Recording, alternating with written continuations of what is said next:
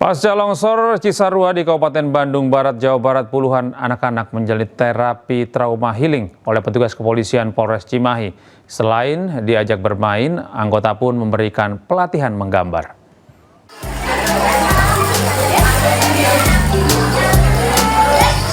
Anggota Polres Cimahi memberikan terapi trauma healing kepada puluhan anak-anak yang menjadi korban longsor Cisarua di lokasi pengungsian Kabupaten Bandung Barat, Jawa Barat. Selain diajak berinteraksi, anak-anak juga diajak bermain serta menggambar. Tak hanya itu, puluhan anak-anak ini diberikan hadiah berupa makanan ringan. Hal ini dilakukan untuk menghilangkan rasa trauma pasca terjadinya peristiwa longsor yang menerjang tempat tinggal mereka. Trauma teman-temannya, ada yang belum ketemu sekarang, ada yang meninggal belum ketemu dari kejadian kemarin. Terus tinggal sekarang di mana, Bu? Tinggal sekarang masih di sini pengungsian. Setiap hari kita laksanakan trauma healing. Ini adalah hari ketiga. Hanya saja berbeda dari mana sumbernya. Contoh, kemarin adalah SDM dari Polda. Kemudian yang sekarang adalah satuan dari Polwan. Yang hari pertama dari Polres. Tentunya setiap hari kita lakukan dengan memberikan edukasi kepada anak-anak sehingga mereka merasa kuat bahwa ini bisa terlewati. Terapi trauma healing untuk anak-anak di pengungsian ini dilakukan setiap hari agar rasa takut terhadap peristiwa longsor besar dapat hilang. Dari Kabupaten Bandung Barat, Jawa Barat, Yuwono Wahyu Ainis melaporkan. Pemirsa, sejumlah siswa sekolah dasar di Biren, Aceh terpaksa bertaruh nyawa menyeberangi airan sungai Pesangan demi bisa berangkat ke sekolah.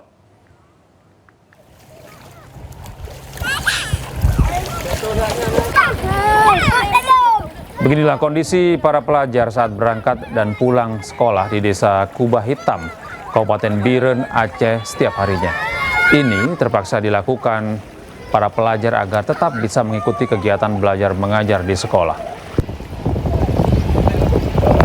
Pasalnya, satu-satunya jembatan penghubung terputus diterjang banjir bandang dan tanah longsor dan hingga kini belum diperbaiki.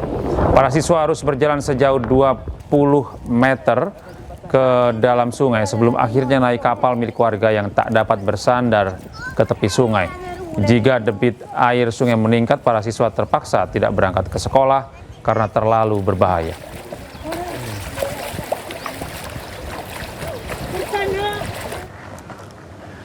Pasca bencana banjir dan tanah longsor melanda Provinsi Aceh, ketersediaan obat-obatan mulai menipis. Meski demikian, tenaga kesehatan terus berupaya memberikan pelayanan kepada warga terdampak bencana.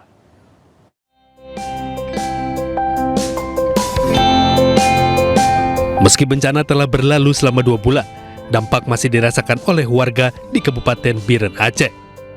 Ketersediaan obat-obatan di posko kesehatan Desa Pantai Baro, Glesiblah mulai menipis.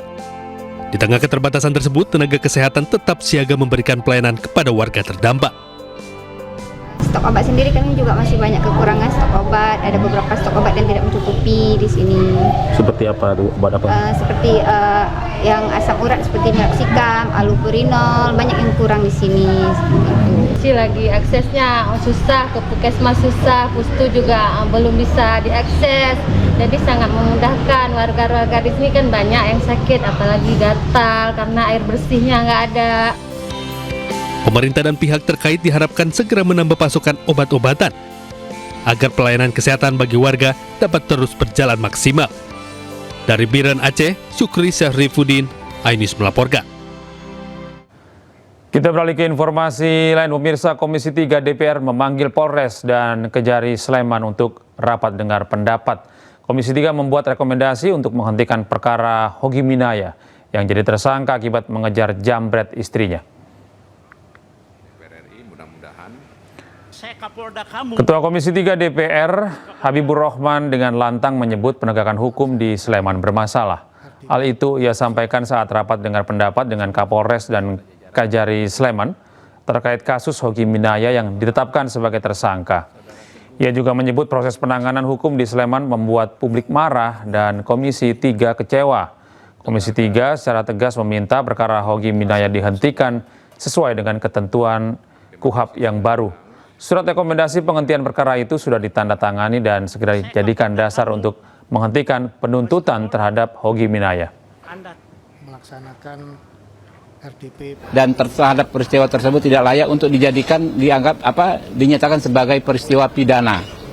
Karena itu tadi kami membuat kesimpulan meminta agar ya perkara ini dihentikan. Jadi bukan RJ ya, dihentikan berdasarkan pasal dalam KUHP baru pasal 65 ya, yang mengatur huruf M ya, yang mengatur kejaksaan, ini kan di penuntutan ya, kejaksaan bisa menghentikan perkara demi kepentingan hukum ya.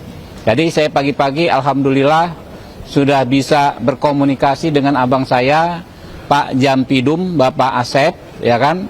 Beliau juga setuju tadi pagi terhadap peristiwa ini untuk dihentikan penuntutannya, dihentikan perkara ini. Ya, jelas ya Pak Hogi tidak ada niat untuk membunuh dan lain sebagainya, hanya mengejar orang tersebut. Ya, secara administrasi surat tadi sudah kami tanda tangani, besok akan menjadi akan dikirim ke pihak terkait, ke kejaksaan ya, lalu ke kejaksaan. Pada intinya kami akan melaksanakan kesimpulan yang sudah disepakati bersama dalam kesempatan rapat siang ini tadi.